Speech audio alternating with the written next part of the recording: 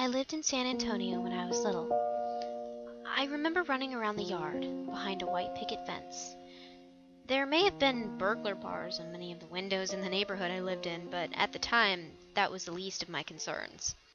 I cared far more about the next My Little Pony doll or unicorn plush I could get next.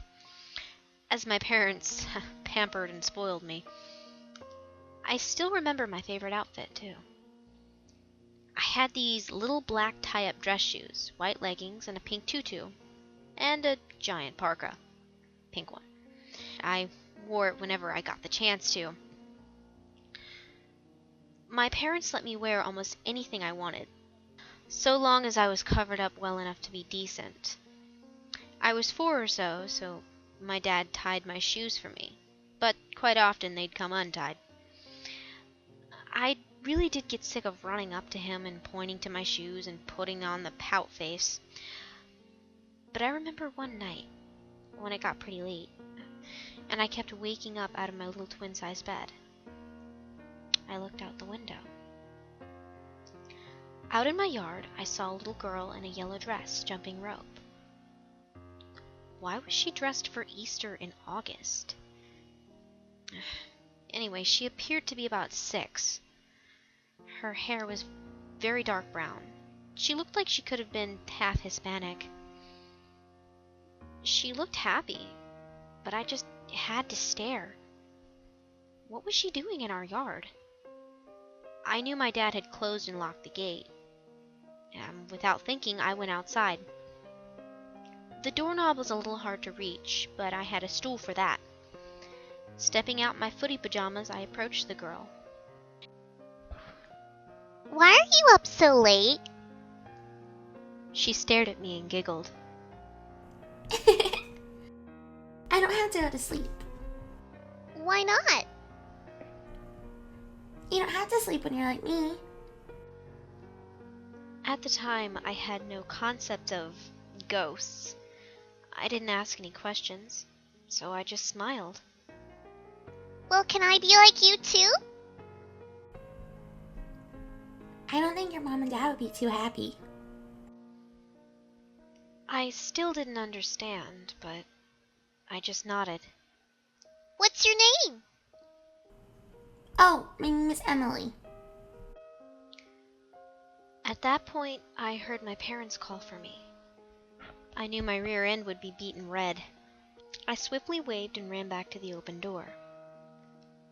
"Who were you talking to, sweetie?" my mother asked me. I was just glad I wasn't my dad. He would have spanked the heck out of me. Oh, I was talking to Emily. Okay, sweetie. My mom was always nice about these things.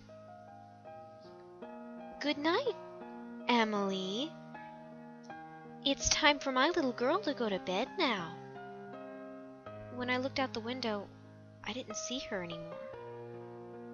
Did my mom calling for me scare her away? I hoped not. I wanted to see her again. After that, I went to bed, and it wasn't hard for me to fall asleep. I had a dream where Emily and I were running through a field of black-eyed Susans playing tag. I slept very soundly. When I woke up, I could smell breakfast cooking. So, I heard you made a friend last night. Could you try to make friends a little earlier, please? My dad gave a jovial smile. I just smiled back. I couldn't help how late she showed up, Okay, Daddy. I said agreeably. That morning I had 2 tiny pancakes and a few of those tiny sausages. I loved those. My father went off to work at about 11. And after my little tea party, with stuffed animals and juice, I went outside to play. I was wearing my favorite little tie-up shoes. My mom was busy, and my dad was at work. Surprisingly, I turned around, and Emily was right there. I was happy to see her. I smiled widely. She did notice I was staring at my shoes, though. Hers weren't much different. She leaned downward and untied hers, and tied them again slowly so I could do it step by step. After that, we just chased each other around the yard. Soon, I saw my mom staring out the window, seeming a little confused. When it was time for dinner, she called me in. My shoe came untied when I got inside, and I bent down to tie it myself. My mom lifted a confused brow. "Where did you learn to do that?" she asked, seeming baffled. Emily taught me. "Your imaginary friend?" I didn't know what to say at that point, so I just shrugged. When my dad got home, my mom talked to him. My father had such a staunch belief in spirits. She probably just learned it on TV while you were cleaning the bathroom or something. Don't be silly. I heard them fussing at each other. I hated times like this. I just huffed and puffed fussily and walked back outside to look at the setting sun. Emily just appeared again. I'm sorry. It's okay. They'll stop soon. I think I can play again tomorrow. She only smiled, but then her smile faded away quickly. Do you want to know something? I was confused when she asked that. Know what? Is it a secret? I giddily smiled. It's a big secret. Go to Eastview Cemetery. Why? At the time, I didn't know what a cemetery was. That's why. Look at the family plot that says Gonzalez. Okay, Emily. Well, I'm getting sleepy now.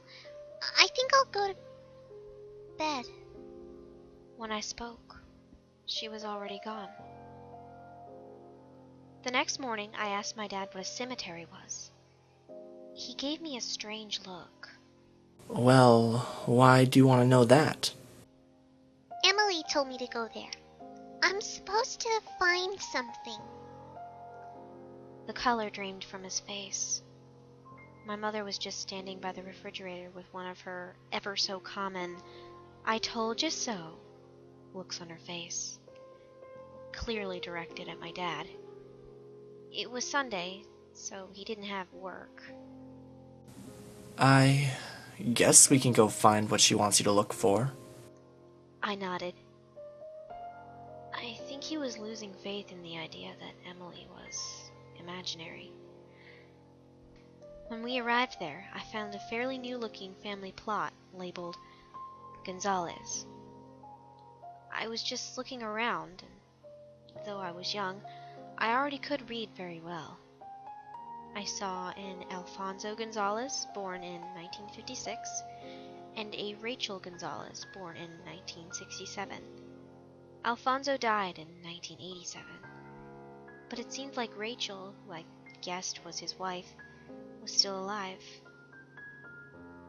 My father had a strange look on his face. His lips flattened, and he kept sweeping what hair he had left over his widening bald spot.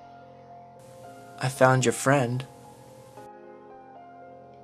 Emily Gonzalez was born on April 3rd, 1981, and apparently lost her life in July of 1987.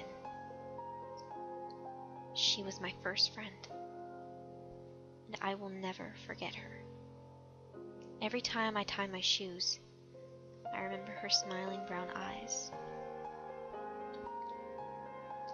After that day, I didn't see her very much anymore. Do you know? She asked. I tried so hard to smile. I tried so very hard to smile. But all I could do was cry. She couldn't grow up with me, and she would be trapped there until her spirit could rest. In 1987, there was a fire in the same yard we lived in. Alfonso ran into the house to rescue Emily. Both of them perished. I asked my dad if I could go meet Rachel, but he only told me that that wouldn't be very nice. The next spring, though my sightings of Emily became more and more sparse, I never forgot her.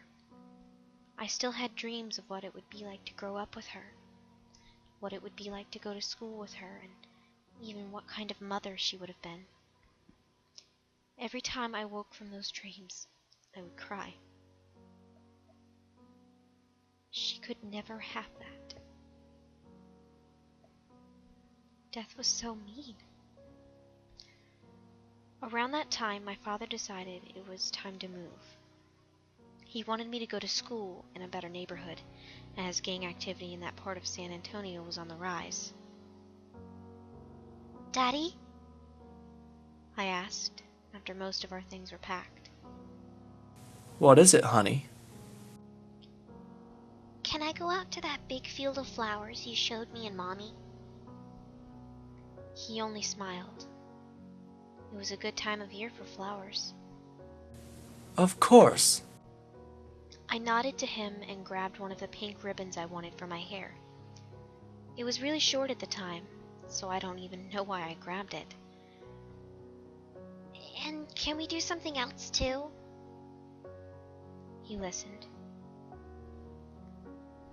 I want to say goodbye to Emily. He bit his lip and walked away. I heard him talk to my mom for a minute. Not angrily, though. She walked out of the room and hugged me. Dad always did this when he cried. He never wanted anyone else to be around when he did that. That afternoon, I went to the field. He just watched me play in the flowers and tie my shoes whenever they'd come undone. I could tell he still felt sad, but I didn't want to talk about it. My mom used to tell me it would hurt his pride. Not that I knew what that meant. Upon seeing a group of black-eyed Susans, I paused to pick a few, tied them up in the ribbon. They reminded me of Emily. The dark centers made me think of her eyes, and the yellow made me think of her dress.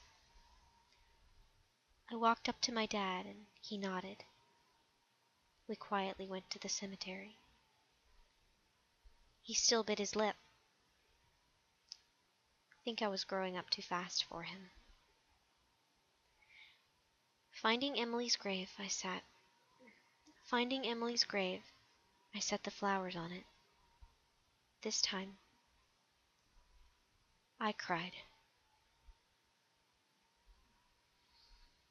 It wasn't because she was dead, so much as because